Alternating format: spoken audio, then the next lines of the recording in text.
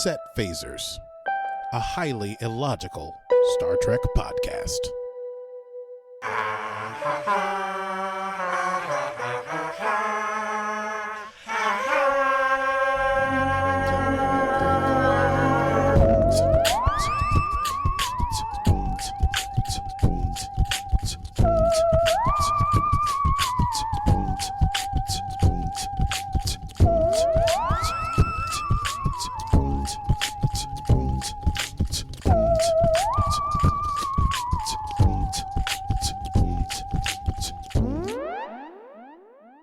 Hello, Aki.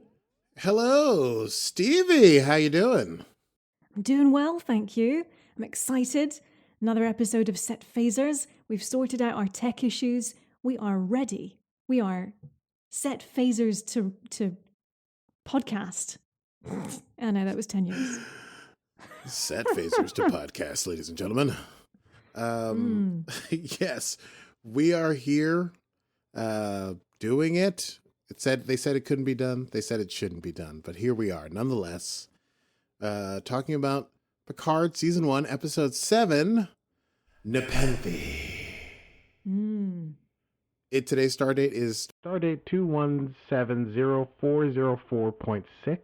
And we're going to get into it. We're in this final stretch of Star Trek Picard. So this is like the last little breather sort of episode, I guess, right? Before things get crazy. Yes. Yeah, that's fair. It's a great episode, though. It's wonderful. It brings back some familiar faces. Loved it. It was like a hug. It was like a big hug of an episode. It was like a hug. It was a big hug of an episode with some nice, there's a little bit of nice action in it too.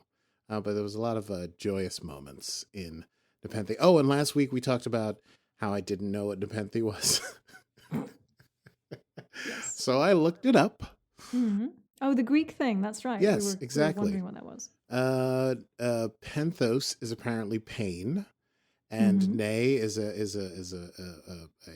what do you call it? Thing that comes a prefix that means that Foreign? Negates something. So it's apparently like a beverage from the Odyssey that people drink that ends pain, and over the years it has been likened to other things such as like an opium. elixir. Mm-hmm. Yeah, which exactly. makes sense as to what the planet does with its regenerative properties. That's right. And yet, look at us. Look at us figuring things out. We're delving. We're so we're so great. You get so much information from this podcast. Yeah, we leave no leaves unturned. Not a single leaf. Nope. Shall we run it down? Let's do it. It's time to run it down. Can you run it down for me? Tell me about Picard now. Run it down for me.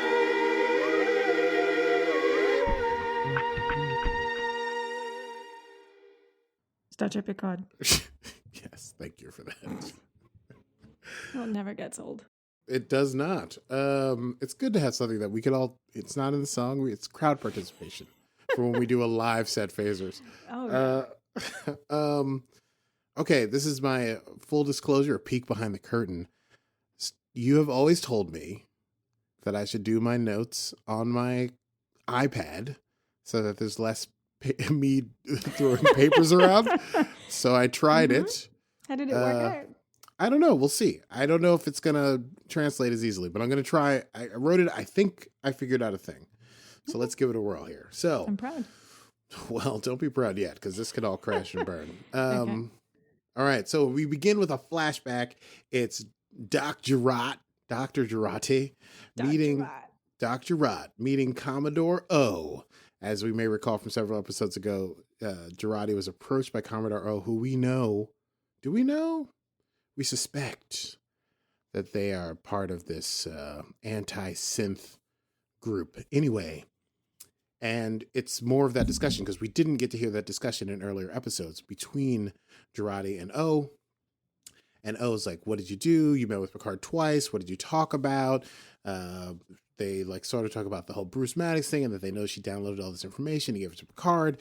And then O tells Jurati that Starfleet needs her help, that Picard is planning to leave the planet and they need her to go with him because they need her to stop him from saving synthetic life. And there's this, they do a mind meld in which Commodore O is able to show Dr. Jurati why synths have to be outlawed, why they have to be banned. And what we see is this hellish future apocalyptic hellscape. It's a hellish hellscape. And things blowing up. So all in about 3 seconds. All it's like, making one think one is crazy. I liked that. That was a new sound effect for Aki's mouth. Yeah. And then she mentions that Jurati will have to make a, quote, terrible sacrifice. Dun, dun, dun. Dun, dun, dun.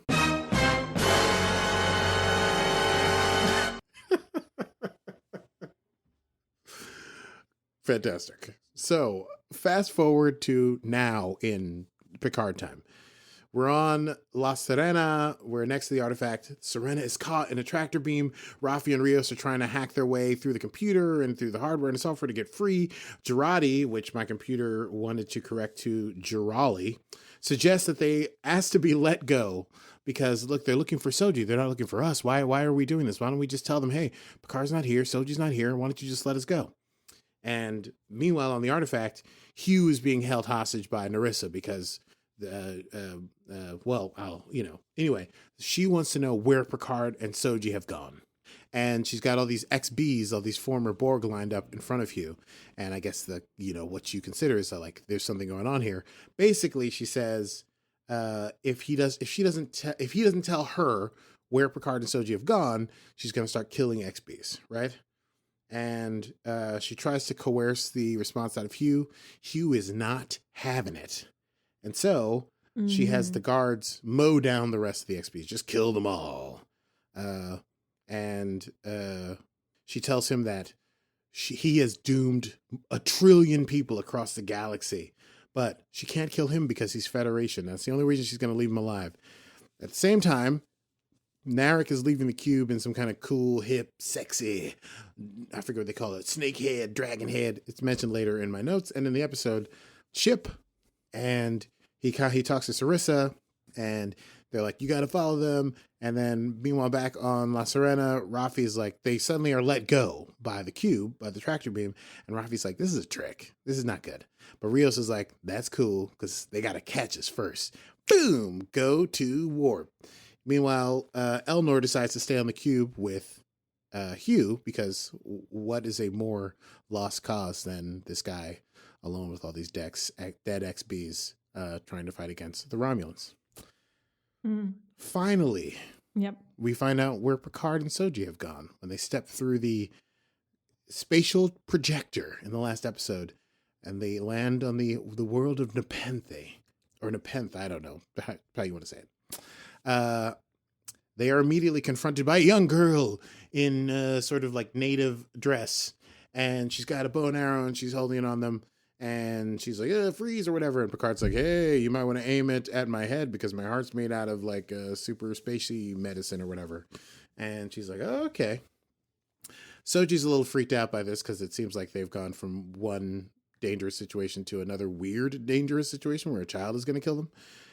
But then Picard says, are we safe, Kestra? Are we safe, Kestra? And if her parents are around... And so Kestra starts leading Picard and Soji down a path through some forest and wilderness, and there's some conversation. Kestra, the young girl, and Soji sort of hit it off a little bit right away. Kestra's like, is Picard your father? And Soji's like, I don't know. I just know that he knew my father. And Kestra's like, I don't think that you trust Picard. And Soji's like, I don't know if I can trust or believe anyone. And then Kestra's got this like little compass that she says she got from this dude, Captain Rupert Crandall, who's even older than Picard, which to her, she thinks is like, 4,000 years old. She mentions that the arrows were a game that she used to play with her brother Thaddeus, but she would never shoot anybody for real because she is a pacifist. And then when Kestra is talking to Picard, still on this walk, Kestra mentions Data and asks about Soji's father, and realizes that Soji is an android. And Soji's kind of upset about this because she's like, what was my life? She thinks that she's however many years old, but remember in the last episode, She thinks she's in the Matrix. she's only been alive for 3 years, as far as she knows, and all kinds of. She just punched through like metal to get through. I mean, she's got to be feeling pretty insane, and then jumped into a weird thing with an old guy, and landed on a planet, and an arrow was pointed at her by a 10-year-old or something. So it's insane. Anyway, they get to a beautiful bucolic log cabin in the forest, in a clearing, in a glade, near a pond. And Soji's like, who's there? And Picard's like, oh, there's some old friends. And Kestra goes calling for her parents, and who should step out on the porch but the one and only Deanna Troi, former ship's counselor on the Enterprise. And she sees Kestra, and then she sees Picard, and there's a lot of joy, and she sees Picard, and they embrace. And then she's like, okay, but like, why are you here? What kind of trouble have you brought to our doorstep? And Picard's like, ooh. Kestra runs into the kitchen. Guess who Deanna's married to? We all know because we all saw the movie. It's Riker, and Riker's in the kitchen, obviously listening to jazz, because Riker loves jazz. Remember, he plays the trombone. And he is shocked to hear that Picard is there. He looks out the window, and then Picard meets him in the room, and they embrace. And then also he knows that Picard would only be there for something terrible. So he immediately has like the house shields up, initiate perimeter scans. And Picard's like, oh, you should do some anti-cloaking scans as well. And I don't know if I wrote down this quote later, but I wrote it down in my notes here that Riker says when you got involved in the evacuation, he told Picard that he would be, quote, ass deep in Romulans for the rest of his life. Anyway, I thought that was great. Kestra and Soji hang out for a little bit. Kestra takes Soji to a shower. Picard is talking to Troi and Riker and telling them that he's in over his head. Riker's like, maybe you need a new plan. Troy's like, maybe you need to take a nap. You can do it in our son's room. And Riker's like, hey, I'm going to make dinner tonight, and it's pizza. What's on the pizza? Do you remember? Oh, I didn't write it down, but it's sausage that can kill you. Bunny corn sausage. Bunny corn. Why did I not write bunny corn down? Seems like such a wonderful thing to say. It's a wonderful kind of sausage, I suppose. It's yeah. Is it like rabbit sausage? What do we think? I wonder. This bunny corn What is a is? bunny corn? I'm not sure. Sounds like some sort of rabbit sausage. Does. But it's poisonous. One assumes. So a poisonous rabbit, Why not? On the elixir planet of life. Yes. So Soji uses the shower. Kestra's asking her a bunch of questions, as a precocious young child might. She wonders why Soji needs a shower, why she has like spit and saliva and blood, why would you have bodily fluids? But then she mentions that she knew Picard and her father served together on the Enterprise, and they talked about Data all the time, and Data wanted to be human, and he would have dreams, and he wanted to tell jokes and ballroom dance. And so if Data was Soji's father, it makes sense that he would make Soji more human. And Soji is upset because she's like, she thought she was human, which obviously is upsetting. But Kestra says like, hey, I'm sorry if I upset you, but it's pretty amazing how human you seem, considering that you're not, biologically human. But if you thought you were human, that's got to be amazing. There's also a cute moment where she tells Soji that like, hey, like, and the coolest thing is that you're so young, you're 3, which means you get through the boss. You're the baby. For the mouth of babes. Picard and Troi go to Thaddeus's room, the son of Riker and Troi, and we find out that he is passed. He's dead. He died, but we don't know why. But we do know that he was also, we find out later. Yeah. We do know that he was precocious with languages, and he made up languages and invented languages and taught them to Kestra, and Kestra would learn them. And apparently he would have been 18 a week ago. And, they have a little moment there. And the Picard says, like, listen, as soon as I have a plan, Soji and I will be out of here. But Troi, the consummate host, says, listen, as long as you need to stay, you can stay. It's totally fine. But if something were to happen to Kestra, she says, I'm not as brave as I used to be. And Picard's like, that's because you're smart. Because we're all old and we don't need to be doing this. Nonetheless, back on La Sirena. Still being pursued by Narek in Romulan, snakehead vessel is what Rios thinks it is. It's a fast, tactical ship. A lot of weaponry and stuff. In order to, shake this tail that's been following them. He brings La Sirena to a full stop. He's hoping that the ship that's following them, that we know is Narek, will overshoot them.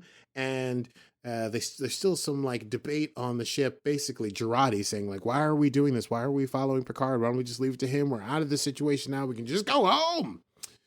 But Rios is like, "Hey, I got a paying customer, and you're just along for the ride. Nobody really invited you. You decided to come along, so you're gonna have to deal with it."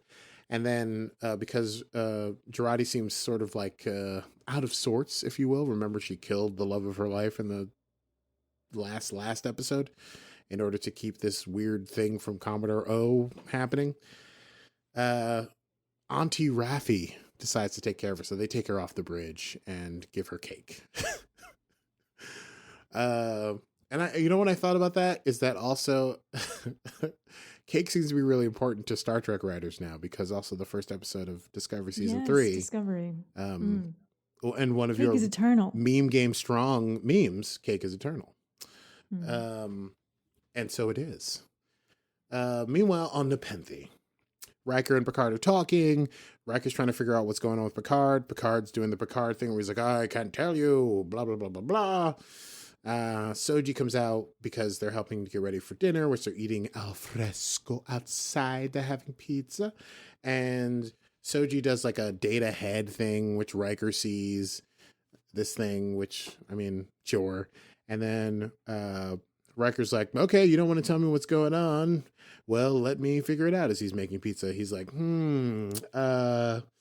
you wanted me to scan for cloaking, so Romulans. You're on the run and whatever, so Tal Shiar. And she just did a thing with her head, so Soji is an android, so what's going on here? And Picard's like, blah, blah, blah, blah, blah, blah. And then Riker's like, "Hey, listen, you can do the Picard thing where you don't tell anybody anything unless they need to know, but that works on a starship, and it may not work with what is essentially," he refers to, "a teenager." And that will be an eye-opening experience for Picard. And I did think that was interesting because Picard, he hates children. That's canon. Well, he did hate children. And then we see him in Picard season 1, and he, loved Elnor, and they used to play Musketeers together, and he read him Touche. So, but I guess he sort of became better with children, but never had to deal with an adolescent. He's never had to raise a child. He's able to command a starship, but he's not able to command a child. And that will be underscored by the following situation, because then Troi is talking to Soji, and they're picking tomatoes for the pizza, I guess, or a salad, or who knows. And they're talking about Thaddeus, the child. Apparently he died because he had a disease that was a silicon-based virus called, and I consult my notes, mendaxic neurosclerosis. Apparently very easy to cure if you culture cells in a positronic matrix. However, there are no positronic matrices. Matrices. I've been taking Latin lessons. Is it like a maitre d'? A maitre d'. I'm the maitre d' of your matrices. And what if they have conferences with maitre d's and matrices? Oh, then they'd have to have maitre b's. Yeah. Sorry. No. I derailed. This was important. This was an important excursion to take. No, it wasn't. Okay. It's not going bad with these notes. Okay, so there are no synths because of the synth ban, so there were no positronic brains, and none were allowed to be made, and therefore Thaddeus died because he couldn't get his cure, and that's why they came to that planet, which has like these rejuvenating qualities, which is why everything grows so well there, but it wasn't enough for Thaddeus. But basically, Soji is still, she hears that story. She obviously has a connection with Troi. Who wouldn't? Because Troi is Troi.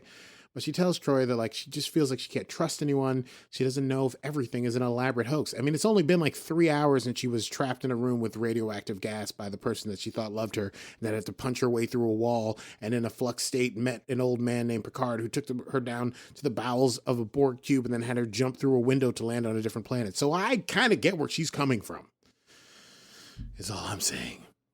But of course... She thinks she's in the Matrix. Yeah, Picard doesn't. This is, Picard's blind spot. He shows up and he's all sarcastic. He's like, "Yes, of course, this is an elaborate scheme. That's why I'm helping you, giving you pizza." He's upset. He's mad because, it's been a rough day for him too. I understand. And he's an old man. He hasn't. These things are tiring. It's exhausting. He's only had a short nap. And how many cups of tea in a short nap? No tea. That's right. And hello. It angers Soji. She storms off because she's like, I don't need your jibba jabba. And then Troy's like, hey, Picard, what is your problem? She's completely out to sea. As you're saying, she thinks she's in the Matrix. Why don't you try to take her feelings into consideration, you dumb? And Picard's like, boo, I don't want any help. I've got it all figured out. I just need to find my ship. I make people do what I want. And she's like, why don't you sit down at our table, since you've come here for help, and treat it like we're at the table in the ready room, and we'll come up with a plan.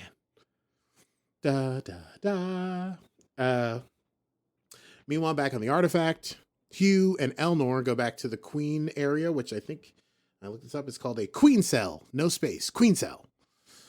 And Hugh is afraid of its power, but he's angered by the slaughter of the XBs, and he intends to use it to power up the cube to take it away from the Romulans. But as he's monologuing his plan to do so, Narissa enters, and she's like, oh, that sounds like treason to me, and now I can kill you. But then Elnor intervenes. He's like, oh, hell no, choose life, my friends. And she's like, what I wrote is, Narissa says some bullshit about the Zat Vash and Koat Milat. Because she's like, this is not how we fight, or whatever. Clearly taking advantage of Elnor's naivete. They begin to fight hand to hand. And then Narissa takes out a dagger and she makes to go at Elnor, which Elnor then tries to fade, but then she takes another one. She throws it at Hugh's neck, right into Hugh's neck. Ugh, he falls over, blood gushing everywhere. Elnor rushes over to Hugh's side. In a weird move, he removes the dagger from Hugh's neck and throws it at Narissa, but she escapes via a transporter. Pew, pew. She scurries away via transporter. But in Hugh's last breaths, he thanks Elnor. He says, thank you for letting your death rattle is very good. He says, I was a very hammy actor at school, but I could do a death scene. Fantastic, yeah. Thank you for making me hope like a fool again. He tells him the last critical bit of information. In order to activate the Queen Cell and get this Borg cube away from the Romulans, you'll need an XB to run it. And then he dies. And we will come back to that later. Meanwhile, on La Sirena, Raffi has given Jurati some delicious, sumptuously carmine red velvet cake and chocolate milk. She's worried about whether... Anyway, they have chocolate milk. And Jurati's like, oh, Raffi, you're a good person. And Raffi's like, I don't know about all that. And then while she's eating the cake, she breaks down crying. And Raffi realizes somewhat that it must be about Bruce Maddox dying. Just as they're about to possibly talk about this, or maybe Jurati's about to explain that she is the turncoat, she is the traitor. Rios interrupts to say, hey, our little shadow is back. And then Jurati starts vomiting red goop.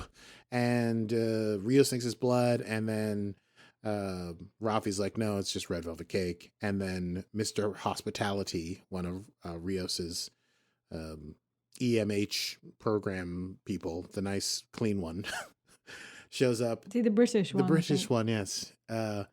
Is called forth to clean up the vomit. Back to Nepenthe. Riker has served dinner. Picard is worried that he can't contact Rios. He's wondering if he needs to get another ship. Riker's saying, where would you go? Soji says that they would go home. She explains how Narek used the Jalmak to help her remember the planet she was born on with the 2 red moons and the lightning storms. And Picard asks Soji, because Soji's still having trouble believing him, he's like, listen, use your droid powers, monitor my breathing and my pulse, my eyes and everything, and see if you can trust the things that I say. But Soji is not convinced. She's like, I believe that you believe that you're telling the truth, but that doesn't mean anything.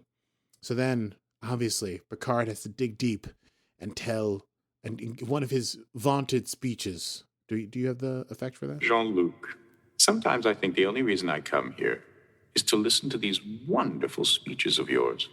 Yes.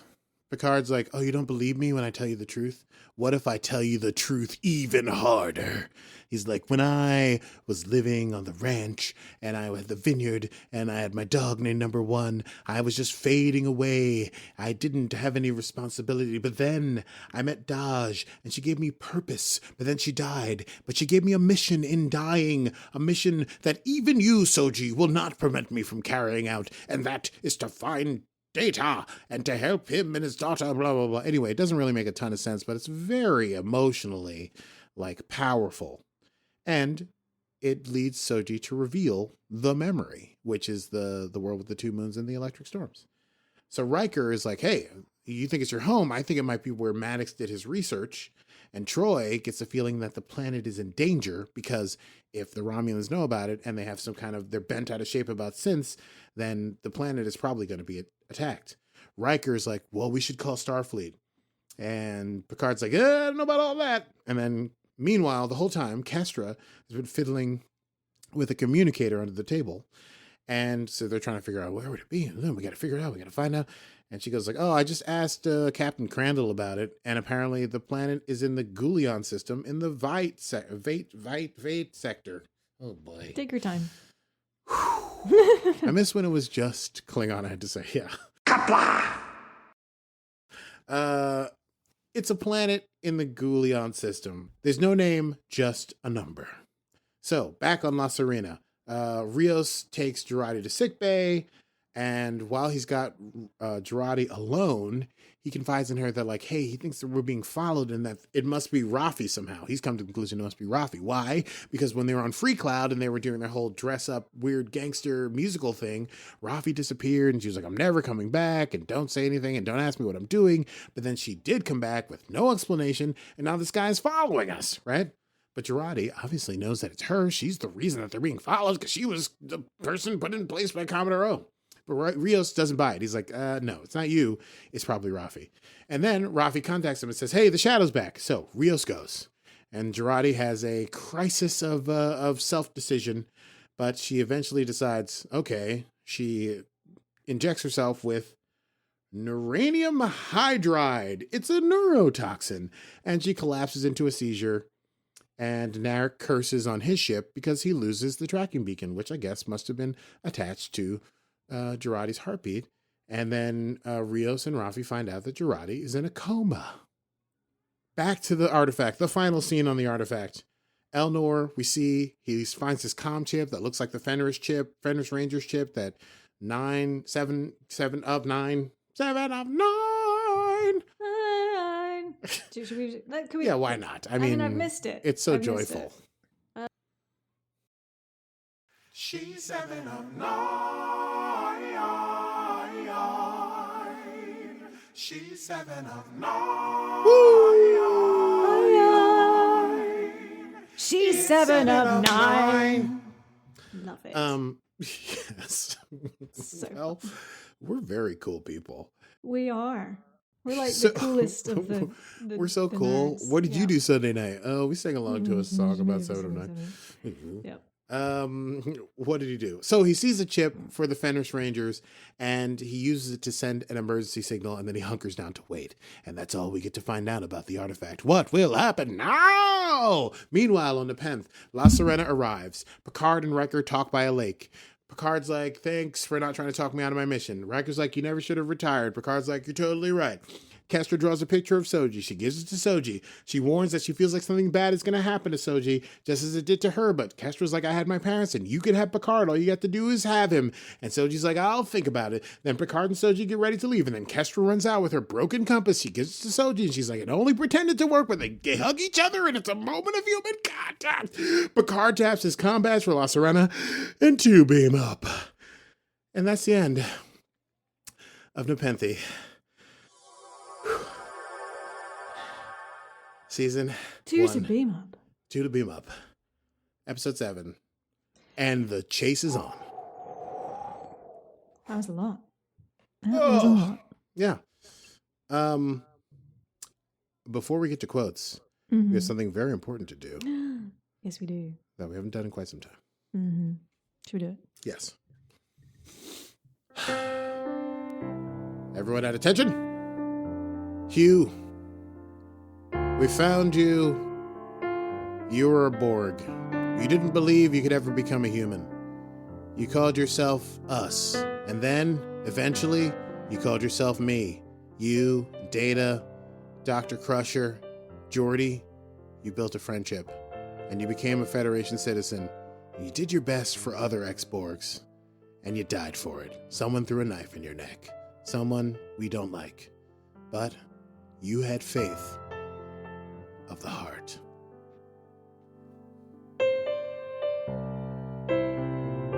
I know we're not live streaming, but I'm holding the salute. Me too. Yes. Your timing on those are always exceptional, I must say. Well, I've always wanted to deliver a military eulogy in 30 seconds or less. Yes, we lost Hugh. I was sad about it. Me too. I was really hoping that he would be, throughout the series. Yeah, it was just good to see the actor and stuff. Everyone who's an ex-Borg that we were attached to, apart from 7 of 9, is dead. Apart from 7 of 9. And Picard, I guess, are dead. Which Janeway. is right. Janeway was a Borg? At one point, yeah. I guess that's true. Mm-hmm. Well, basically half our crew were Borg, I think. I mean, in this series, I guess. But you're right, totally. There are other people who were Borg that came back that are like main characters.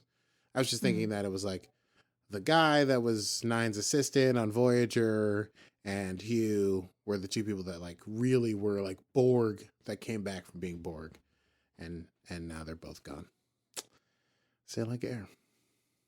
Shall we quotable moments? Sail like air. Let's quotable moments. Thank you, Angela Lansbury. So, any quotable moments on your end, Stevie? I did. Let me just pull it up on my. Yes, I quite liked Riker to Picard. I never thought you had any business retiring. I thought that was very sweet. It was just a nice, within the context of the conversation, it was quite a sweet moment. And And his also, arm around him, they were looking over the lake, and it was very sweet. And it also had like a meta, we're so glad to have you back, Picard. All right, Oh yeah, in the franchise. I also liked what Riker said. He gave Picard a little guff when Picard was like, "I'd rather not tell you, so you're not in danger." And he says, "I'm just thinking how great it would be if ignorance of danger was all it took to keep it away from the people we love." All right, Will. That was that could like apply to almost any Marvel movie ever. So true. Spider-Man. Batman. DC. DC. It doesn't matter. Marvel, Any DC, superhero movie. Any superhero movie. I really like when Troi also got in Picard's face and she said, "This isn't something a ship's counselor should say, but you had it coming." When he got fresh with Soji. Yeah. And the last thing I had was when Agnes is like when Jurati is all Doc Jurati. When Doc Jurati is all out of sorts, and Rios is like, "Listen, I got to pay and client Agnes. You just came along for the ride. Remember they had soccer sex last week or whatever." And Raffi is like, "And now you my come." wine out. Thank you. I'm so sorry. And Raffi is like, "Now you come along with Auntie Raffi. She's gonna hook you up with whatever you need, okay?" And Agnes says, "Is it cake?" And Raffi says, "You bet it's cake. Cake is eternal. Hashtag cake is eternal. Cake is eternal. Cake is eternal." Yeah. We should totally, mind you, I was going to say we should totally get writing credits in one of the Star Treks one day. That's just like the ultimate goal of this podcast. Yeah, we could do it. We could totally do it. I could do a little spec breakdown of I don't know. Discovery's a little hard because I don't know where they're headed, but we could write an episode of Picard together easily. Yes. Yes, another creative project for us. Yeah, let's write a TV show. One episode. We'll write one episode. Yeah, just a single episode, and we'll see where it goes. See if it gets any developmental deal. We could also try to write an original Star Trek script, but well, that's what happened with Lower Decks. That is what happened with Lower Decks, but we're not. What's his face? So Mike McMahon, because he was like he was writing teasers for like more episodes on Twitter. He was writing like Twitter breakdowns of That's right. Yeah. of shows, right? So he like had ideas. Mm-hmm. Okay, shall we get into next time? Yes, let's do that. Next time on Set Phasers. All right, next time on Set Phasers, we will be discussing. Let me do that again. Next time on Set Phasers, we will be talking about Season 1, Episode 8 of Star Trek Picard, entitled Broken Pieces. We only have 3 episodes left, 8, 9, and 10, so everything has to wrap up in the next 3 episodes. It does, but hold on to your butts. It's going to be crazy. Hold on to your butts, people. Mm-hmm. Oh, we're doing... we didn't talk about that, so we can't talk about it, so we'll just go into the outro copy. Wait, no, because we can do we're doing our Netflix watch party next weekend. We are? Okay, I didn't know if we goes out- confirmed yeah. that.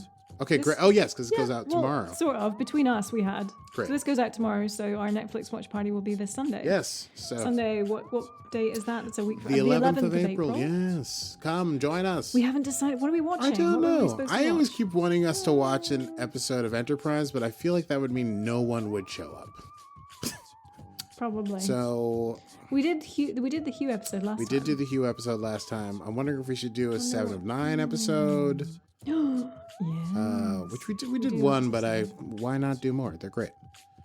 Oh, what about, seeing as we just had Troi and Riker, should we do like the Troi episode where she gets the con? Oh, yes. Her Yeah, command totally. stuff? I can't remember the names, Yeah. but we should do that one. Yes, that's it. We'll find that. So, dear listeners, we'll be doing the episode where Troi takes over the con, whatever it's called, this coming Sunday. If you sign up for our Patreon, you can join us on Sunday and party.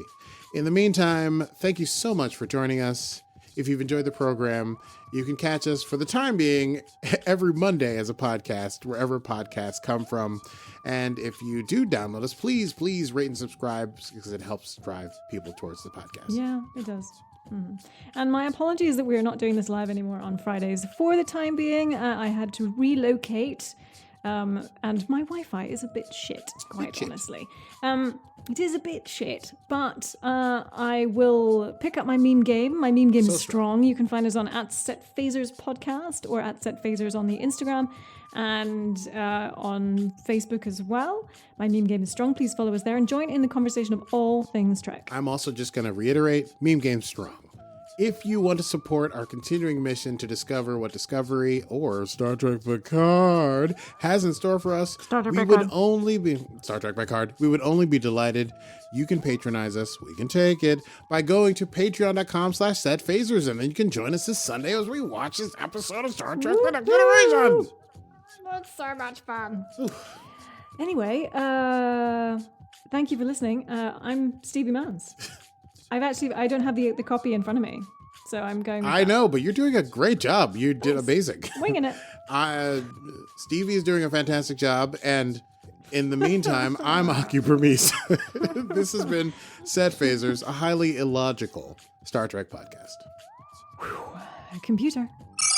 End program.